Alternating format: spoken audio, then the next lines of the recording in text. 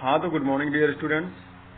आज हम लोग गणित विषय के इकाई 2 पूर्ण संख्याएं और पूर्ण संख्याओं पर संक्रियाएं तथा गुणधर्म को जानेंगे। और पूर्ण संख्याओं पर संक्रियाएं तथा गुणधर्म के अंतर्गत पूर्ण संख्याओं में योग का प्रगुण और पूर्ण संख्याओं पर घटाने का समवर्ग प्रगुण के बारे में जानेंगे और उसी के आधार पर अभ्यास 2B हल करेंगे।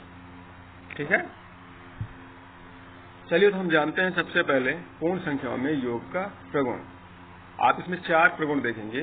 पहला है योग का समवर्ग प्रगुण, दूसरा है योग का क्रम विनिमय प्रगुण, तीसरा है योग का तत्समक अवयव,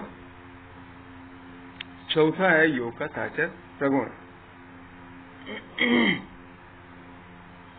योग का समवर्ग प्रगुण का मतलब क्या होता है? जब भी आप दो पूर्ण संख्याओं के युग्म यानी जोड़े लेते हैं और उनको जोड़ते हैं तो आप देखते हैं कि पूर्ण संख्याओं के योगफल भी पूर्ण संख्याएं ही होती हैं। जैसे आप नीचे तालिका में देख रहे हैं 5 + 7 = 12 आ गया है। 12 भी पूर्ण संख्या है। 3 और 4 ये भी पूर्ण संख्या होगी, 7 आएगा, ये भी पूर्ण संख्या होगी। ठीक है, इस तरह से आप देख सकते हैं कि दो पूर्ण संख्याओं का योगफल सदैव पूर्ण संख्या होता है। यह पूर्ण संख्याओं के योग का समवर्ग प्रगुण है और इसमें कोई नई बात नहीं है। दूसरा है योग का क्रम विनिमय प्रगुण। इसमें भी जब आप दो पूर्ण संख्याएं लेते हैं और उनको बारी बारी से आगे पीछे करके जोड़ते हैं, जैसे आपने 3 में 5 जोड़ा या 5 में 3 जोड़ा तो योगफल 8 ही आता है।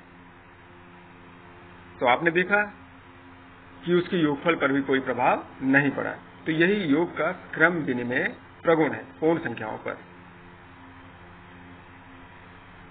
अब हम बात कर लेते हैं योग का तत्समक अवयव क्या है। एडिटिव आइडेंटिटी इंग्लिश नाम इसका। आप जानते हैं योग का तत्समक अवयव किसी भी पूर्ण संख्या में यदि शून्य को जोड़ा जाता है तो योगफल वही संख्या होती है।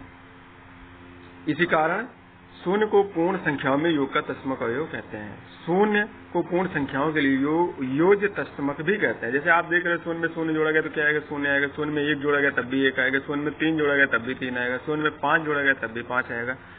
यानी कि शून्य का किसी भी पूर्ण संख्या पर कोई असर नहीं पड़ने वाला है और यही योग का तत्समक अवयव है।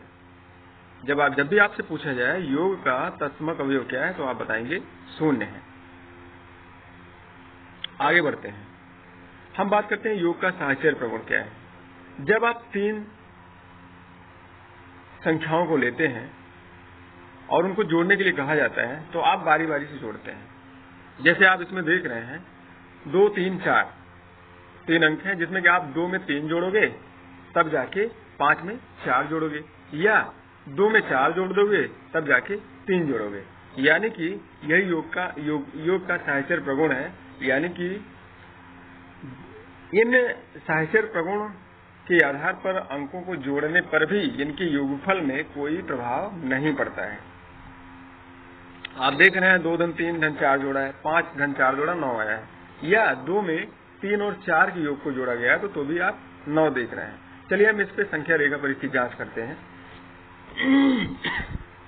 आप देख रहे हैं कि 0 1 2 3 4 5 6 7 8 एक संख्या रेखा बनी हुई है जिसमें आपको दिखाया गया है 2 धन 3।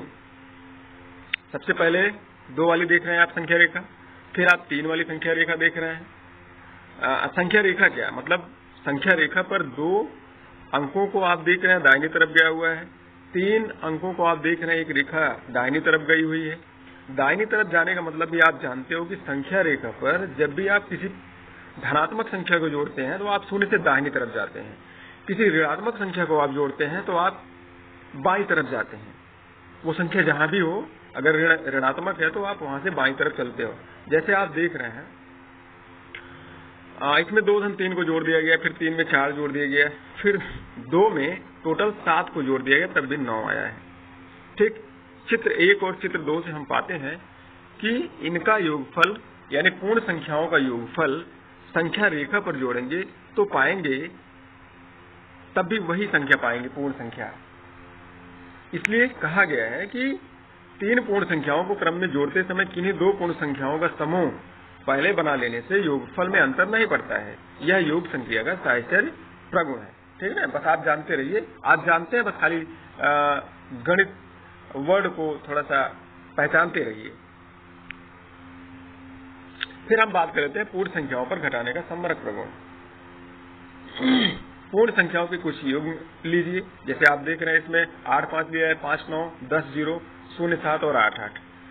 इसका कहने का मतलब है कि जब 8 में से आप 5 घटाते हो तो आप 3 पाते हो। तो 3 तो पूर्ण संख्या है, 8 भी पूर्ण संख्या है, 5 भी पूर्ण संख्या है। तो घटाने में तो एक पूर्ण संख्या से दूसरी पूर्ण संख्या को आप घटाओगे, यदि पहली पूर्ण संख्या ज्यादा होगी दूसरी पूर्ण संख्या से, तो पूर्ण संख्या आपका मतलब मिल रही है आपको। लेकिन जब आप 5 में से 9 घटाते हैं, देख रहे हैं 5 और 9, 5 में से आप 9 घटाते हैं तो ये पूर्ण संख्या नहीं है, ये नेगेटिव संख्या आ जा रही है, ऋणात्मक संख्या आ जा रही है।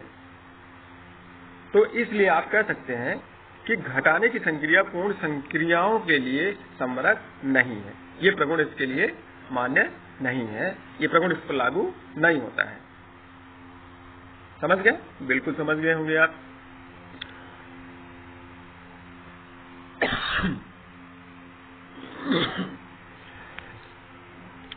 अभ्यास 2B, आपको पीछे जो भी बताया गया है आप वीडियो पीछे करके पॉज करके आप देख सकते हैं, समझ सकते हैं।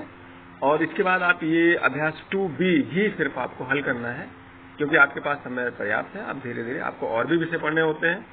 आप इस मतलब इस अभ्यास को आप अपने रफ पर हल करके अपनी फेयर कॉपी पर, फेयर बहुत ही सुंदर शब्दों में आप लिखिएगा, अच्छी कॉपी बनाइएगा और हमको दिखाइएगा। ठीक है? हाँ, जाते जाते आप और भी आप ये तो आपका होमवर्क हो गया, बाकी आप देख लीजिए आगे का कार्य। आगे के कार्य में आप देख रहे हैं सभी मतलब चित्र वर्टिकल है।